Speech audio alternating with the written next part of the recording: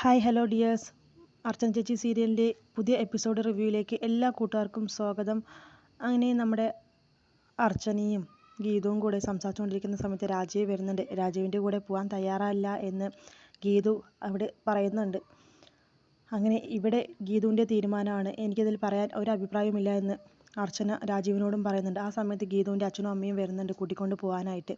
അങ്ങനെ ഗീതു അവർക്കൊപ്പം പോകുന്നുണ്ട്. അർച്ചനയോട് ഒരുപാട് നന്ദിയും കടപ്പാടും അറിയിക്കുന്നുണ്ട്. കാൽ തൊട്ട് തൊഴുതിട്ടും അതുപോലെ തന്നെ കെട്ടിപ്പിരിച്ച് കരഞ്ഞും ഒക്കെ ഗീതു നന്ദി പ്രകടിപ്പിക്കുന്നുണ്ട്. ആ സമയത്ത് അർച്ചന പറയുന്നുണ്ട്, ഇടയ്ക്കൊക്കെ വരണം, വിളിക്കണം, എല്ലായ്പ്പോഴും സഹായത്തിനുണ്ടാകും എന്നൊക്കെയുള്ള രീതിയിൽ അർച്ചന ഗീതുവിനോട് പറഞ്ഞ് സമാധാനത്തോടെ അയക്കുന്നുണ്ട്. അങ്ങനെ ഗീതു അച്ഛനമ്മയോടൊപ്പം പോകുന്നത് കണ്ട് അർച്ചന വളരെയധികം സന്തോഷിക്കുന്നുണ്ട്. കാരണം ആ ഒരു പെൺകുട്ടിക്ക് നീതി വാങ്ങിക്കൊടുത്തു, ഈ സമൂഹത്തിൽ തലയുയർത്തി നടക്കാനുള്ള ഒരു അവസരം ഞാൻ ഉണ്ടാക്കി കൊടുത്തു എന്നുള്ള ആ ഒരു ആത്മവിശ്വാസത്തോടു കൂടി, ആ ഒരു തൻ്റെ ഇടത്തോടു കൂടി തന്നെ നമ്മുടെ ഗീതുവിനെ നോക്കി പുഞ്ചിരിച്ചുകൊണ്ട് നിൽക്കുന്നുണ്ട് നമ്മുടെ അർച്ചന. ഈ സമയത്താണെന്നുണ്ടെങ്കിൽ ചന്ദ്രകാന്തൻ വീട്ടിൽ വലിയൊരു സ്ഫോടനം തന്നെ നടക്കുന്നുണ്ട്. വിജയശങ്കർ ആകെപ്പാടെ കലികേറി വരുന്നുണ്ട്. അങ്ങനെ ചന്ദ്രയും വിമലയും രുക്കുവും ഏത് രീതിയിൽ വിജയശങ്കർ ആ വീട്ടിലേക്ക് കയറി ചെല്ലും എന്നുള്ള ആശങ്കയോടുകൂടി അവിടെ നിന്ന് നോക്കി നിൽക്കുന്നുണ്ട്. ദേഷ്യത്തിലാണോ അതോ കുറച്ചൊക്കെ സോഫ്റ്റ് ആയിട്ടാണോ വരുന്നതെന്ന് അറിയാനായിട്ട് അവർ വാതിൽക്കൽ തന്നെ നിൽക്കുന്നുണ്ട്. അങ്ങനെ വന്ന പാടെ തന്നെ ഫ്രണ്ടിലുള്ള ആ ഒരു കിളിക്കൂട്ടിനുള്ളിൽ കിളികളൊക്കെ ഒച്ചപ്പാടുണ്ടാകുന്നത് കേട്ട് തന്നെ വിജയശങ്കറിന് ആകെ കലി കയറുന്നുണ്ട്. ആരാ ഇത്? ഇവിടെ ആരുമില്ല, ഇവിടെ ഈ കിളികൾക്ക് ഭക്ഷണം വെള്ളവും സമയത്തിന് കൊടുക്കാനായിട്ട് എന്ന് ഒച്ചപ്പാടുണ്ടാക്കുന്നുണ്ട്. അങ്ങനെ പതിവിലും കലിതുള്ളി വരുന്ന വിജയശങ്കറിനെ കണ്ട് അവർ മൂന്നാളും അകത്തേക്ക് വേഗം ഓടുന്നുണ്ട്. അകത്തേക്ക് വന്ന് ആ കോട്ടൊക്കെ വലിച്ചു വാരി എരിഞ്ഞ് അങ്ങോട്ടും ഇങ്ങോട്ടും ഇരിക്കപ്പുറതി ഇല്ലാതെ നടക്കുന്നുണ്ട്. അങ്ങനെ ചന്ദ്രയും വിമലയും രുക്കും കൂടെ അടുക്കളയിൽ ചെന്ന് പറയുന്നുണ്ട്. പെട്ടെന്ന് തന്നെ ചന്ദ്ര ഫ്രിഡ്ജിൽ നിന്ന് തണുത്തൊരു ലൈം ജ്യൂസ് എടുത്ത് വിമലോട് പറഞ്ഞു, വിമല നീ ഇതൊന്നും കൊണ്ട് കൊടുക്ക്, കുറച്ചെങ്കിലും ദേഷ്യം കുറയുന്നോളും തണുത്ത വെള്ളം കുടിച്ചാലെന്ന് പറയുന്നുണ്ട്. ആ സമയത്ത് ഇല്ല ചേച്ചി പോയി കൊടുക്ക്, എന്നോട് ദേഷ്യപ്പെട്ടാലോ എന്ന് പറയുന്നുണ്ട്. എന്നോടായിരിക്കും വിജയേട്ടൻ ദേഷ്യപ്പെടുക, എനിക്കത് സഹിക്കാൻ പറ്റില്ല എന്ന് ചന്ദ്ര പറയുന്നുണ്ട്. അയ്യോ ചേച്ചി എനിക്ക് പേടിയാണ്, ഞാൻ പോവില്ല എന്ന് പറയുന്നുണ്ട്. അങ്ങനെ ചന്ദ്ര അത് റുക്കുൻ്റെ അടുത്ത് കൊടുക്കുന്നു. റുക്കു നീ പോയി കൊടുക്ക്, നിന്നോടാകുമ്പോൾ അങ്ങനെ വല്ലാതെ ദേഷ്യപ്പെടാനായിട്ട് നിൽക്കില്ല എന്ന് പറയുന്നുണ്ട്. രുക്കും ഞാൻ പോവില്ല എന്നൊക്കെ പറയുന്നുണ്ട്. പിന്നെയും ചന്ദ്ര ഉന്തിത്തള്ളി പറഞ്ഞയക്കുന്നുണ്ട്. അങ്ങനെ ആ ഒരു ലൈം ജ്യൂസുമായിട്ട് വിജയശങ്കറിൻ്റെ അടുത്തേക്ക് ചെല്ലുന്നുണ്ട് രുക്കും. ഏട്ടാ ഇതാ ജ്യൂസ് എന്ന് പറയുന്നുണ്ട്. ഞാൻ ചോദിച്ചപ്പോൾ ജ്യൂസ് ആരാപ്പോൾ ജ്യൂസ് വേണമെന്ന് ആവശ്യപ്പെട്ടത്, എനിക്കൊന്നും വേണ്ടെന്ന് പറയുന്നുണ്ട്. ഇല്ല ഏട്ടാ, ഒന്ന് ടെൻഷൻ കുറഞ്ഞു കിട്ടും, ഒന്ന് കുടിക്കുകയെന്ന് പറയുന്നുണ്ട്. എനിക്ക് വേണ്ടെന്നല്ലേ എന്ന് പറഞ്ഞ് ആ ജ്യൂസിനെ അങ്ങോട്ട് തട്ടി വിടുന്നുണ്ട്. അങ്ങനെ ഇത് കണ്ട് ആകെ അന്തം വിട്ടുകൊണ്ട് നിൽക്കുന്നുണ്ട് ചന്ദ്രയും വിമലയും. അയ്യോ ഇനിയിപ്പോൾ എന്ത് ചെയ്യും, ആകെ കലിപ്പിലാണല്ലോ, ഒട്ടും ആ ഒരു ദേഷ്യം കുറയുന്നില്ല എന്നുള്ള രീതിയിൽ ആശങ്കപ്പെട്ട് നിൽക്കുന്നുണ്ട്. വിജയശങ്കർ റൂമിനകത്തേക്ക് ചെല്ലുന്നുണ്ട്. റൂമിനകത്തേക്ക് പോയ സമയത്ത് അർച്ചനയുടെ ആ ഒരു ജയവും അവളുടെ ആ ഒരു ചിരിയും ആൾക്കാർ അതിനെ പ്രശംസിച്ചതും എല്ലാം ആലോചിച്ച് ഇങ്ങനെ വീർപ്പ് മുട്ടി നിൽക്കുന്നുണ്ട് വിജയശങ്കർ. കൂടാതെ അവിടെ നമ്മുടെ അർച്ചനയുടെ ഒരു പ്രതിബിംബം എന്നുള്ള രീതിയിൽ കണ്ണാടിയിൽ കാണുന്നുണ്ട്. അർച്ചന പൊട്ടിച്ചിരിക്കുന്നതും വിജയശങ്കറിനെ കളിയാക്കുന്നതായിട്ടൊക്കെ.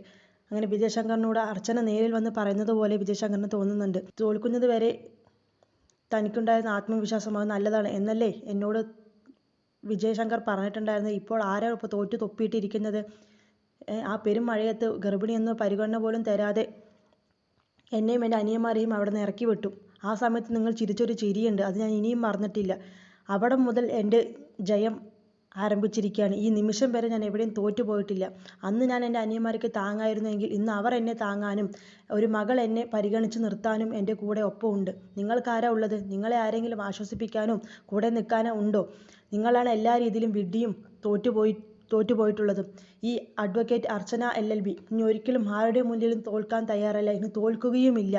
ജയം അത് എൻ്റെ ഒപ്പമാണ് എന്നൊക്കെയുള്ള രീതിയിൽ നമ്മുടെ വിജയശങ്കറിനോട് പറയുന്നതായിട്ട് വിജയശങ്കറിന് തോന്നുന്നുണ്ട്. അങ്ങനെ ആ വിജയശങ്കർ മതിയടി, നിർത്തടി നിൻ്റെ ചിരിയും നിൻ്റെ അഹങ്കാരവും, ഇത് നിൻ്റെ അധികം നാളൊന്നും വാഴില്ല നീ എന്നൊക്കെയുള്ള രീതിയിൽ വിജയശങ്കർ മറുപടി കൊടുക്കുന്നതായിട്ടും അതിൽ കാണിക്കുന്നുണ്ട്.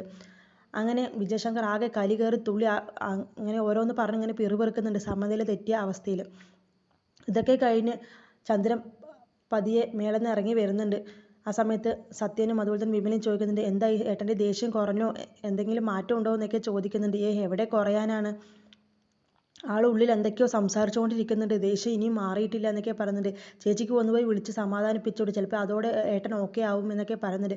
അയ്യോ എനിക്ക് വയ്യ, എനിക്ക് പേടിയാണ്, സത്യനൊന്ന് പോ, സത്യൻ അനിയനല്ലേ, നീയാവുമ്പോൾ പ്രശ്നം ഉണ്ടാവില്ലെന്ന് പറയുന്നുണ്ട്. ഞാൻ ആര് പോയാലും ഏട്ടൻ്റെ സ്വഭാവം അറിയാലോ, ദേഷ്യവും കലിയും കയറിയാൽ പിന്നെ ആര് പോയിട്ടും പറഞ്ഞിട്ടും കാര്യമില്ല എന്നൊക്കെ പറയുന്നുണ്ട്.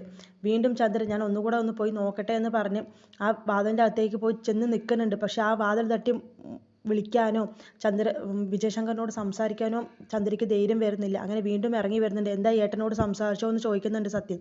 ഇല്ല, ഞാൻ സംസാരിക്കുന്നില്ല, ഇത് കേസായാൽ തോൽവിയുണ്ടാവും, പക്ഷേ ഇത് അങ്ങനെ ഒരു തോൽവി അല്ലല്ലോ, ആ അർച്ചനയുടെ മുന്നിലല്ലേ തോറ്റത്, വിജയേട്ടന് അത് ഒരിക്കലും അക്സെപ്റ്റ് ചെയ്യാൻ പറ്റാത്ത ഒരു കാര്യമാണ്, അതാണ് ഇത്രത്തോളം ഏട്ടനെ അത് ബാധിച്ചിരിക്കുന്നത്, ഇനി അതിൽ നിന്ന് എങ്ങനെ ഏട്ടനെ പുറത്തു കൊണ്ടുവരുന്നത് എനിക്കറിയില്ല എന്നൊക്കെ ചന്ദ്രൻ ഇങ്ങനെ പറയുന്നുണ്ട്. ആ സമയത്ത് സത്യം പറയുന്നുണ്ട്, അവൾ ആ കേസിന് പോകുന്ന സമയത്ത് തന്നെ അവൾക്ക് വല്ല അപകടം വരുത്തിച്ച് അവളെ അവിടെ എത്തിക്കാതിരിക്കണമായിരുന്നു, അതായിരുന്നു നമ്മൾ ചെയ്യേണ്ടതെന്ന് പറയുന്നുണ്ട്. ആ സമയത്ത് വിമല പറയുന്നുണ്ട്, അങ്ങനെ ചെയ്തിരുന്നെങ്കിൽ രണ്ടാമത്തെ കേസും കൂടെ വാദിക്കാനുള്ള സമയമായി, നിങ്ങൾ ജയിലിൽ കിടന്നേനെ എന്ന് പറയുന്നുണ്ട്. ആ സമയത്ത് ചന്ദ്ര ദേഷ്യത്തോടു കൂടി പറയുന്നുണ്ട്, എടാ സത്യ, നമ്മളെ ഈ അവസ്ഥയിലാക്കിയ അവരെ ഒരിക്കലും വെറുതെ വിടാൻ പാടില്ല.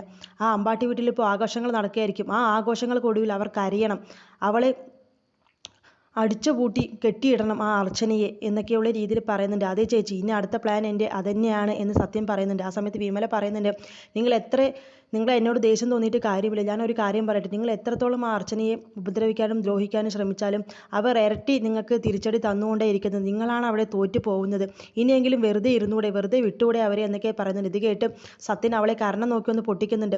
നിനക്കറിയില്ലേടി അവർ ഞങ്ങളുടെ ശത്രുവാണെന്ന്, പിന്നെ നീ അവരെ സപ്പോർട്ട് ചെയ്തുകൊണ്ട് പറയാം, നീ ഇവിടെ ഇരുന്ന് അവരെയാണോ സപ്പോർട്ട് ചെയ്യുന്നത്, നീ ഞങ്ങളുടെ ഒപ്പമാണ് നിൽക്കേണ്ടത് എന്നൊക്കെ പറയുന്നുണ്ട്.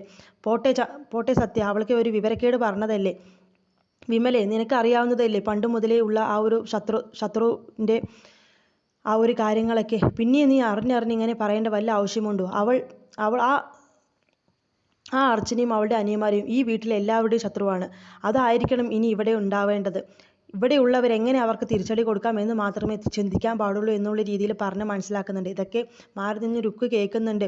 ഇവർ ഇനിയൊന്നും നന്നാവാൻ പോകുന്നില്ല എന്നുള്ള രീതിയിൽ രുക്ക് പെട്ടെന്ന് തന്നെ അവിടെ നിന്ന് മാറുന്നുണ്ട്. അങ്ങനെ പിന്നീട് ഈ സമയത്താണെന്നുണ്ടെങ്കിൽ നമ്മുടെ അർച്ചന ആ വീട്ടിലേക്ക് ചെല്ലുന്നുണ്ട്.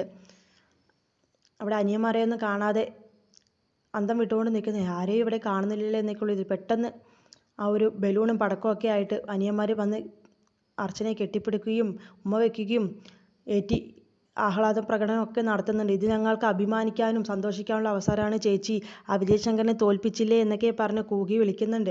അങ്ങനെ ഇതൊക്കെ മാറുന്നെന്ന് മഞ്ജു കേട്ടിട്ട്, ഇപ്പോൾ അർച്ചന ചേച്ചി ഇപ്പോൾ ഇവർ സ്പേസിലെത്തിക്കും, അടുത്ത സുനിത വില്യംസ് വന്നിരിക്കുന്നു എന്നൊക്കെയുള്ള രീതിയിൽ പുച്ഛിച്ച് തള്ളുന്നുണ്ട്. അങ്ങനെ ചിന്നു ആ സമയത്ത് വന്ന് കൺഗ്രാറ്റ്സ് അമ്മേ, I am proud of you എന്നൊക്കെ പറയുന്നുണ്ട്.